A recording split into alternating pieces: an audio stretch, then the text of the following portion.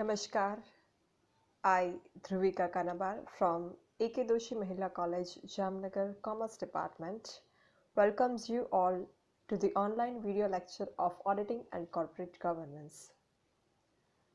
Dear students, આપણે ઓડિટિંગના પ્રકારોનું discussion કરી રહ્યા હતા. એમાં 6 અલગ અલગ વ્યૂ પોઈન્ટથી ઓડિટિંગના પ્રકારો પાડવામાં આવ્યા છે. એમાં જે ફર્સ્ટ વ્યૂ પોઈન્ટ છે સંગઠનના સ્વરૂપની દ્રષ્ટિએ એમાં 6 પ્રકારથી ઓડિટ જે છે એ કરવામાં આવે છે. એ 6 પ્રકારોનું આપણે ડિસ્કશન પૂર્ણ કરી લીધું છે. નેક્સ્ટ જે છે એ આપણે કાયદાની દ્રષ્ટિએ ઓડિટિંગ એની ચર્ચા કરવાની છે. કાયદાની દ્રષ્ટિએ ઓડિટિંગ જે છે એમાં 3 પ્રકારો છે. એની ચર્ચા હવે આપણે આગળ કરવાની છે.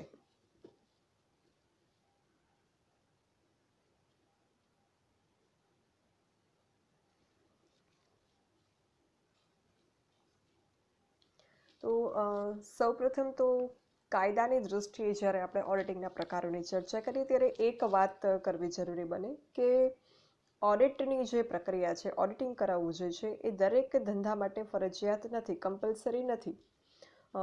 અમુક પ્રકારના ધંધાઓ માટે જે છે એ ઓડિટિંગ ફરજિયાત છે, પણ અમુક પ્રકારના ધંધાઓ માટે ઓડિટિંગ નથી ફરજિયાત. એ કયા પ્રકાર એ આપણે આગળ કરીશું એની ચર્ચા. તો એ રીતે આપણે જો વાત કરીએ તો કાયદાની દૃષ્ટિએ ઓડિટિંગના મુખ્ય 3 પ્રકાર અહીંયા પડે છે: ફરજિયાત ઓડિટ, મરજિયાત ઓડિટ અને ખાસ audit. Voluntary audit, statutory audit and special audit.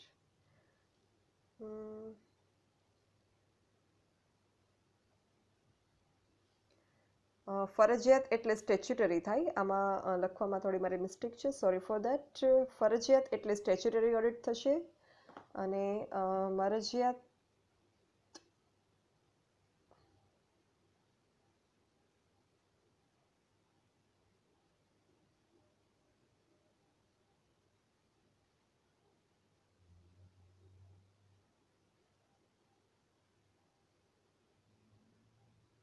આ રીતે છે. એટલે ફરજિયાત એટલે સ્ટેચ્યુટરી ઓડિટ, મરજિયાત એટલે વોલેન્ટરી ઓડિટ અને સ્પેશિયલ ઓડિટ એટલે ખાસ ઓડિટ. તો જ્યારે આપણે કાયદાની દૃષ્ટિએ ઓડિટની વાત કરીએ ત્યારે આ 3 પ્રકાર પડે છે. એમાં આપણે શરૂ કરીએ ફરજિયાત ઓડિટથી, સ્ટેચ્યુટરી ઓડિટ. તો નામ ઉપરથી જ આપણને ખબર પડી જાય કે સ્ટેચ્યુટરી ઓડિટ, સ્ટેચ્યુટ એટલે કાયદો, એટલે સ્ટેચ્યુટરી એટલે જેને કાયદા દ્વારા ફરજિયાત કરવામાં આવ્યું છે એ. તો આ જે ફરજિયાત ઓડિટ છે એમાં હિસાબોનું ઓડિટ કરાવવું એ કાયદાની જોગવાઈઓ પ્રમાણે કરાવવાનું હોય છે અને એને કાયદેસરનું ઓડિટ કહેવામાં આવે છે. જુદા જુદા કાયદાઓ હેઠળ જે છે એ આ ઓડિટ કરાવવું જરૂરી છે. તો આ ઓડિટ જે છે એ ક્યાં ક્યાં થાય છે ફરજિયાત ઓડિટ? તો એના માટે જે છે એના 5 એક્ઝામ્પલ હું આપું છું. એમાં ફર્સ્ટ, કંપનીનું ઓડિટ. જે કંપનીનો ઓડિટ છે એ ઓડિટ ફરજિયાત છે. 1956ના ભારતીય કંપની ધારા, કંપનીઝ એક્ટની આપણે વાત કરીએ તો એ મુજબ રજિસ્ટર્ડ, નોંધાયેલી બધી જ કંપનીઓએ ઓડિટ કરાવવું ફરજિયાત છે. આ કાયદા હેઠળ જાહેર કે ખાનગી બંને પ્રકારની કંપની જે છે એમણે ઓડિટ કરાવવું ફરજિયાત છે અને હિસાબોના ઓડિટ માટે ઓડિટરની નિમણૂક કરવી ફરજિયાત છે. જાહેર કંપની, ખાનગી કંપની, આ વિશેનું તમે જે છે એ ડિટેલમાં કંપની લોમાં ફર્સ્ટ યરમાં શીખી ગયા છો. તો આ બંને પ્રકારની કંપની જે છે એ કંપનીઝ એક્ટ 1956ના અંડરમાં રજિસ્ટર્ડ થઈ હોય એને ઓડિટ કરાવવું ફરજિયાત છે અને ઓડિટરની નિમણૂક કરવી ફરજિયાત છે. અને આવો ઓડિટર જે હોય એની જે છે એ ફક્ત ચાર્ટર્ડ એકાઉન્ટન્ટની જ આ ઓડિટર તરીકે નિમણૂક થઈ શકે. ચાર્ટર્ડ એકાઉન્ટન્ટ એક એવો વ્યક્તિ છે, એવો પ્રોફેશનલ પર્સન છે, એવો ઓડિટર છે કે જેને ICAI, institute of chartered accountant of India દ્વારા જે છે એ ડિગ્રી આપવામાં આવી છે. આ જે પદવી છે એ એને આપવામાં આવી છે ICAI દ્વારા. એટલે જે છે એ ચાર્ટર્ડ એકાઉન્ટન્ટ ઓડિટર તરીકે કંપનીમાં પોતાની ફરજ જે છે એ બજાવી શકે છે. આપણે જ્યારે તફાવત સમજ્યો હતો નામા પદ્ધતિ અને ઓડિટિંગનો, એમાં આપણે આ ચાર્ટર્ડ એકાઉન્ટન્ટ જે છે એનો હોદ્દો શું છે ને કઈ રીતે હોય છે એની વાત કરી હતી. તો આ એક ફરજિયાત ઓડિટનું પહેલું એક્ઝામ્પલ, કંપનીનું ઓડિટ. બીજા એક્ઝામ્પલની જો વાત કરું તો ટ્રસ્ટનું ઓડિટ. આ ટ્રસ્ટના ઓડિટ વિશેની પણ ચર્ચા આપણે આગલા પ્રકારમાં પણ કરી હતી. ટ્રસ્ટનું જે ઓડિટ છે એ હિસાબોનું પણ ઓડિટ કરવું જે છે એ જરૂરી છે, કારણ કે સામાન્ય રીતે જે ટ્રસ્ટ છે એ ટ્રસ્ટમાં જે એના બેનિફિશિયરીઝ છે, જે એમાં હિત ધરાવે છે, એ લોકો એવા માણસો હોય છે, યા તો એ સગીર હોય, વિધવા હોય, યા તો બાળકો હોય, યા કન્યા હોય. તો આવા પ્રકારના જે બેનિફિશિયરીઝ છે ટ્રસ્ટના, એ જાતે જે છે એ અકાઉન્ટ્સ જોઈ શકતા નથી, કે એ લોકો જે છે એ એ સ્થિતિમાં નથી હોતા કે અકાઉન્ટ્સ જોઈ કે તપાસી શકે. એટલે આવી કન્ડિશનમાં ટ્રસ્ટ એક્ટ જે છે એ ટ્રસ્ટ એક્ટ હેઠળ ટ્રસ્ટનું ઓડિટ કરવું પણ જે છે એ ફરજિયાત છે. ઇન્ડિયન ટ્રસ્ટ એક્ટ 1882 જે છે એ આ ટ્રસ્ટ માટેનો એક ભારતીય ધારો છે. તો આ મુજબ જે છે એ ટ્રસ્ટ ના હિસાબોનું ઓડિટ કરાવવું પણ ફરજિયાત છે. અને ભારતના અમુક રાજ્યોમાં જે છે એ જાહેર ટ્રસ્ટ ધારો પબ્લિક ટ્રસ્ટ એક્ટ જે છે એ અલગથી અમલમાં છે. તો આ ફરજિયાત ઓડિટમાં આ થયું બીજું એક્ઝામ્પલ. ત્યારબાદ વાત કરું ત્રીજા એક્ઝામ્પલની ફરજિયાત ઓડિટમાં, તો એ છે અન્ય કાયદાઓ હેઠળ સંસ્થાઓનું ઓડિટ. જ્યારે અમુક કાયદાઓ હેઠળ અમુક સંસ્થાનું ઓડિટ કરવું પડે, જેમ જે કંપની અને ટ્રસ્ટ સિવાયની સંસ્થા, ફોર એક્ઝામ્પલ સહકારી મંડળી, કોઓપરેટિવ સોસાયટી, આની પણ આપણે ચર્ચા આગલા પ્રકારમાં કરી ગયા છીએ.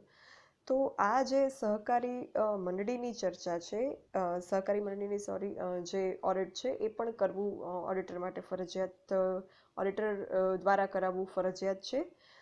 ખાસ પ્રકારની કંપનીઓ પણ પોતાના હિસાબો જે છે એ ઓડિટ કરાવે છે. જેમ એમાં પણ અમુક સંસ્થાનો સમાવેશ થાય. ફોર એક્ઝામ્પલ બેન્કિંગ કંપનીઝ, એટલે કે બેંક, વીમા કંપની, ઇન્સ્યોરન્સ કંપનીઝ, વીજળી કંપની, PGVCL જે આપણે અહીંયા જ્યાંથી વીજળી પ્રોવાઈડ કરવામાં આવે છે. તો આ કંપનીઓ દ્વારા પણ જે છે એ ઓડિટ કરવું ફરજિયાત છે, કે જે કંપની અને ટ્રસ્ટ સિવાયના પ્રકાર છે. તો આ સંસ્થાઓ પણ પોતાનું ઓડિટ જે છે એ પોતાના હિસાબોનું ઓડિટ કાયદા મુજબ રાખે છે.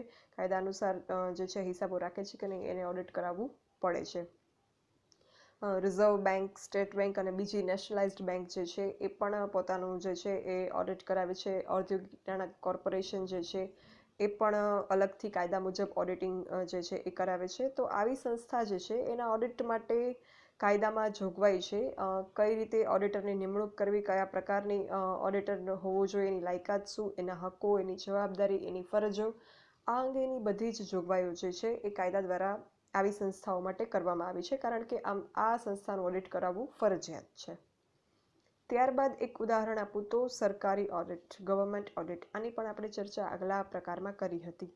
કેન્દ્ર સરકાર, રાજ્ય સરકાર અને સ્થાનિક સરકારી જે સંસ્થાઓ છે એ પણ પોતાના હિસાબો જે છે એના માટે ઓડિટ વિભાગ એક અલગથી રાખે છે. આ ઓડિટ ડિપાર્ટમેન્ટ જે છે એના વડાને આપણે આગલામાં પ્રકારમાં પણ જોયું હતું, કે એના વડા જે છે, એના હેડ છે, એને comptroller and auditor general of India, CAG કહેવામાં આવે છે.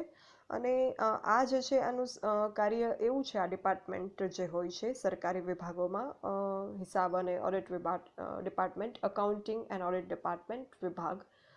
આ જે વિભાગ છે એ સરકારના જુદા જુદા જે વિભાગો છે, જે અલગ અલગ સેવાઓ આપે છે જાહેર જનતાને, એના હિસાબોનું અને જે છે એ ઓડિટ કરે છે. અમુક નિયમો અને સિદ્ધાંતો પ્રમાણે જે છે આવા પ્રકારની જે સરકારી સંસ્થાઓ છે એનું ઓડિટ કરવામાં આવે છે.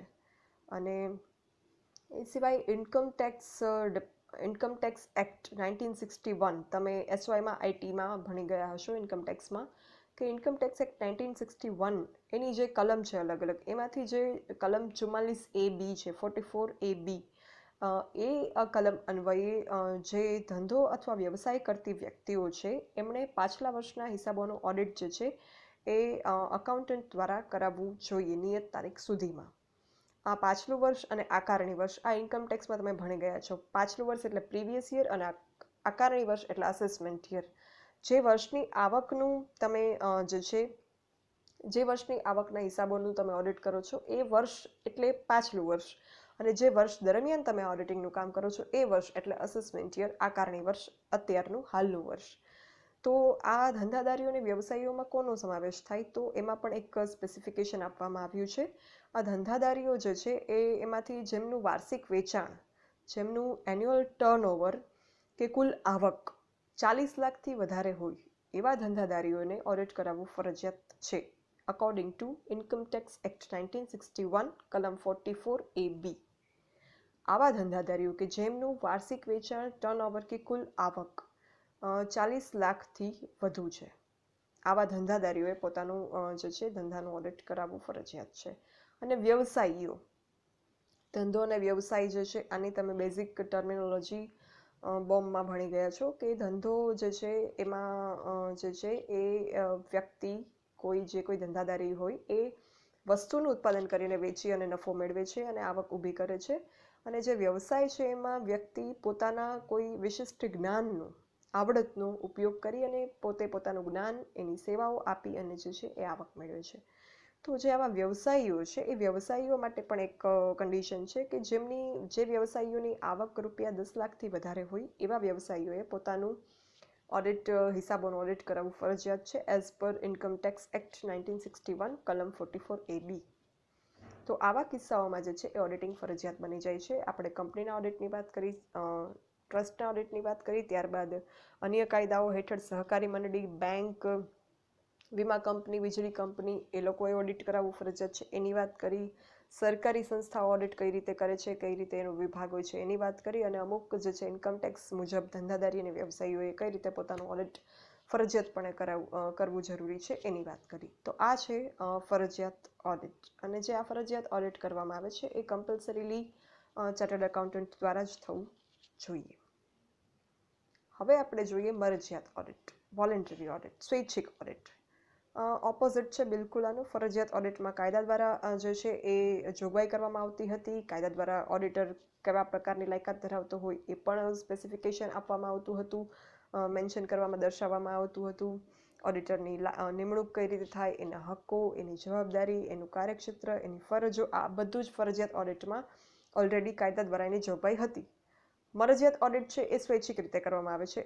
આ જે સંસ્થાઓ છે એમાં કોઈ પ્રકારનું કાયદાકીય રીતે એમને જોગવાઈ નથી કરી કે ઓડિટ કરાવવું છે, પણ કોઈ બીજા હેતુઓ જે છે જેની મેં તમને શરૂઆતમાં વાત કરી હતી કે કોઈ અન્ય હેતુ સિદ્ધ કરવા માટે જે છે આવી સંસ્થાઓ સ્વૈચ્છિક રીતે, વોલન્ટરીલી, પોતાની ઈચ્છાથી ઓડિટ પોતાના હિસાબોનું કરાવી શકે. તો આમાં જે છે એ ઓડિટ કાયદેસર રીતે કરાવવું જરૂરી નથી હોતું. એટલે આ સ્વૈચ્છિક ઓડિટ જે છે એને મરજિયાત ઓડિટ કે ખાનગી ઓડિટ પણ કહેવામાં આવે છે, પ્રાઇવેટ ઓડિટ.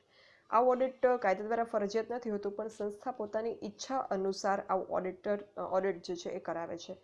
એટલે વેરી નેચરલ છે કે આ ઓડિટ સ્વૈચ્છિક રીતે કરાવવામાં આવતું હોવાથી ઓડિટર જે છે એનું ક્ષેત્ર પણ પોતે જ નક્કી કરે છે કે કયા પ્રકારની બાબતો જે છે ઓડિટમાં સમાવિષ્ટ થશે, ઓડિટરની નિમણૂક કઈ રીતે કરવી, એની જવાબદારી, એની ફરજો, આ બધું સંસ્થા કે જે એને અપોઇન્ટ કરનાર વ્યક્તિ છે એ પોતે જ નક્કી કરે છે. બિકોઝ આમાં કોઈ કાયદા દ્વારા જોગવાઈ કરવામાં આવી નથી, કારણ કે આ ઓડિટ સ્વૈચ્છિક છે, ખાનગી છે, મરજિયાત છે, વોલન્ટરી છે.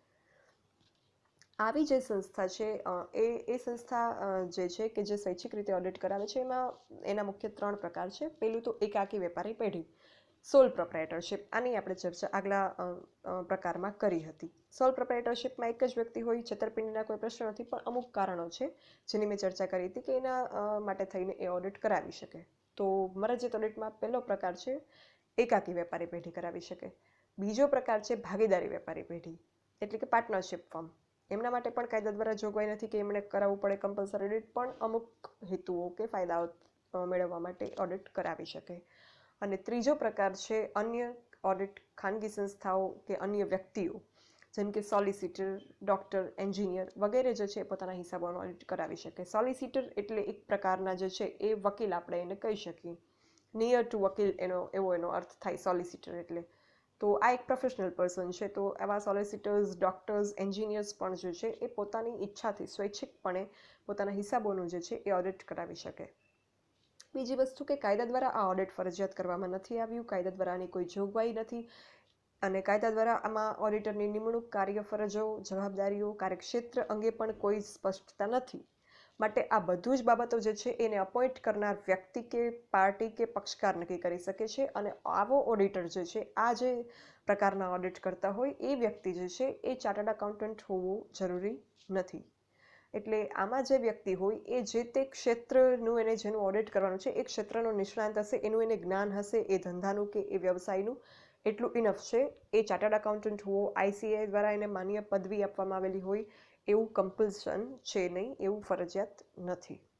તો આ છે મરજિયાત ઓડિટ. આપણે બે પ્રકારની ચર્ચા કરી, ફરજિયાત ઓડિટ અને મરજિયાત ઓડિટ. ફરજિયાત એટલે કમ્પલસરી સ્ટેચ્યુટરી ઓડિટ, જેને કાયદા દ્વારા જે છે ફરજિયાત બનાવવામાં આવ્યું છે, અને મરજિયાત ઓડિટ એટલે વોલેન્ટરી ઓડિટ. ત્રીજા પ્રકારની ચર્ચા આપણે નેક્સ્ટ કરીશું.